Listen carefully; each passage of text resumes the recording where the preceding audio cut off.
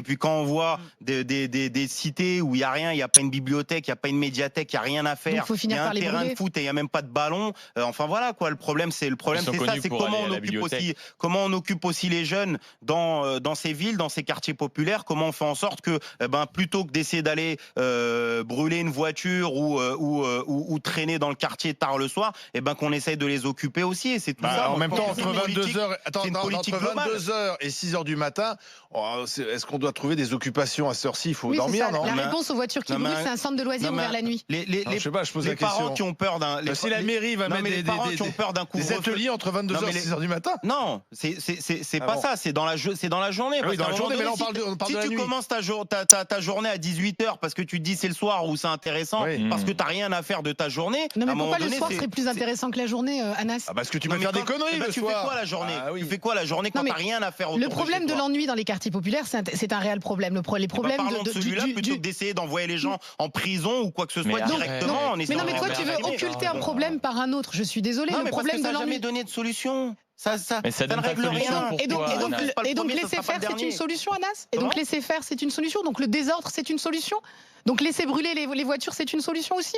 Mais c'est pas une solution de laisser les gens brûler des voitures, mais à un moment donné, on ne peut pas les envoyer en prison et puis derrière régler des problèmes par la suite. Essayons de voir avec les enfin il y a des grands frères dans les quartiers, il y a des médiateurs, il y a des gens des associations dans les quartiers avec qui on peut être un relais pour discuter déjà de prime abord. Aujourd'hui, la prévention et la réinsertion ne fonctionnent pas s'il n'y a pas un maintien de l'ordre. Et tu veux occulter les problèmes de désordre dans ces quartiers par plus d'éducation.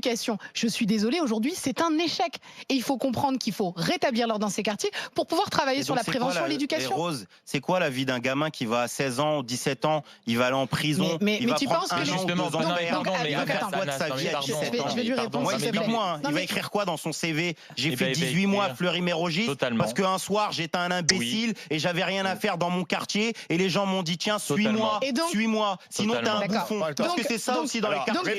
Parce que c'est ça aussi dans les quartiers. T'es un bouffon si tu nous suis pas. Et c'est comme ça, il y en a plein qui se font gêner. Le meneur, on en fait quoi du meneur alors? Parce que là, il y a un meneur. Non, mais elle veut enfermer tout le monde. Donc à un moment donné, elle veut enfermer puis discuter. Donc premièrement, tu dévoies mes propos. Deuxièmement, tu penses que c'est en les emmenant plus au cinéma ou en les emmenant plus à la piscine que ces gens-là arrêteront de brûler des voitures? Moi, j'ai eu la chance d'être occupé à d'autres choses et ça m'a jamais intéressé. Pourtant, j'ai vécu à la Cité Rose. J'ai vécu à Sarcelles, c'était une des cités les plus chaudes. On a l'impression que tu es le seul à vivre dans les quartiers.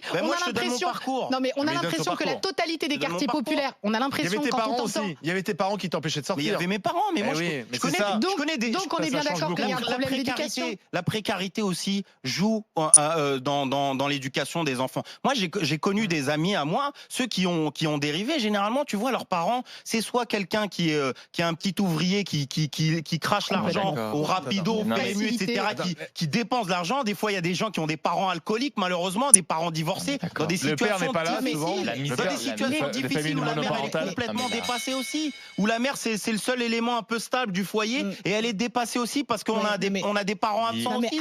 Les problèmes, en même temps. Mais moi j'essaie de voir les problématiques pour trouver des solutions adéquates. Les problèmes sociaux ne justifient pas la délinquance. Les menottes et le placard, ce n'est pas la solution adéquate. Maintenant on va écouter tout le monde et on va s'écouter parce que vous parlez tous en même temps et c'est désagréable pour ceux qui sont en train de nous écouter sur RMC. Maxime. Qu'il y ait des problèmes sociaux, qu'il y ait un environnement qui malheureusement ne favorise pas une éducation saine, un encadrement des enfants, on est tous d'accord.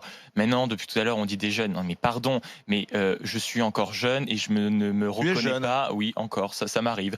Je ne me reconnais pas dans le fait d'aller détruire une vitre d'une voiture pour lui mettre le feu. Tu vois ce que je veux dire? Donc c'est pas des jeunes, je pense qu'on a affaire dans la plupart du temps à des racailles. Enfin, il faut juste être clair 20 secondes. Un jeune, t'es une grande gueule, Maxime. Mais tu compares à quelqu'un de lambda. Non, alors là j'aimerais répondre dans la plus grande sérénité parce que c'est clairement, mais arrête, je suis quelqu'un de lambda. C'est pas parce que ça y est, voilà. Donc là on a la caricature du jeune. Non mais Maxime.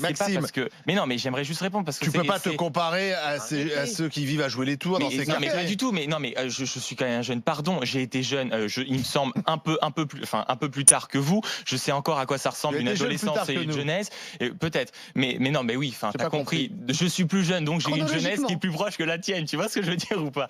Et donc j'ai fait des choses totalement normales. Enfin, je veux dire, j'ai grandi. Moi, mes parents étaient quand même assez stricts. Je veux dire, j'allais pas sans un copain, sans qu'il y ait un coup de fil avant, etc. Voilà, c'était encadré. Maintenant, je suis désolé.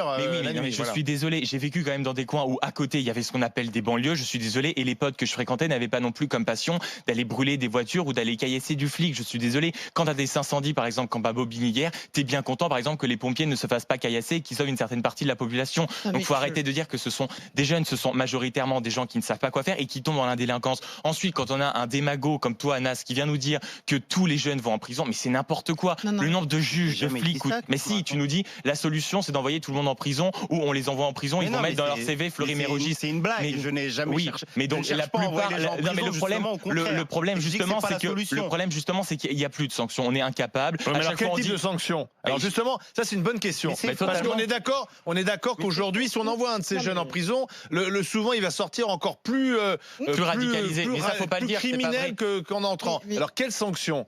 Par exemple, on chope un jeune, si on arrive à le choper, parce que ça, le problème, c'est qu'on n'arrive pas à le choper. On chope un jeune qui a brûlé avec ses copains une des voitures. Qu'est-ce qu'on en fait? Sérieusement. Alors, pour répondre à Anas sur la jeunesse des quartiers populaires, j'accompagne, moi, des jeunes, je forme des jeunes qui sont issus de ces quartiers populaires. Et on n'arrête pas de les essentialiser. Les jeunes des quartiers populaires, c'est forcément des délinquants. Mais tu parles d'une poignée de jeunes. Aujourd'hui, énormément de jeunes qui font face également à l'ennui, font face également à des problèmes sociaux, ne tombent pas systématiquement dans la délinquance. Donc, il faut arrêter de parler de ces jeunes des quartiers populaires comme si on avait affaire à des personnes qui s'ennuient, donc fatalement sont menées à détruire des véhicules ou à brûler ou à combattre. Chaque être humain est différent. On est bien d'accord. Sauf que dans tes propos, c'est pas parce qu'il y a des super-héros que tout le monde doit être un super-héros. Voilà, il y a des gens qui n'arrivent pas. Je suis contente que tu fasses un peu plus de nuances parce que quand on t'écoute, merci de faire un peu de nuance parce que dans une classe, il y a des gens qui arrivent à avoir 20 sur 20, il y en a qui essayent de faire ce qu'ils peuvent. C'est comme ça. Je vais terminer si ça te dérange pas, Anas.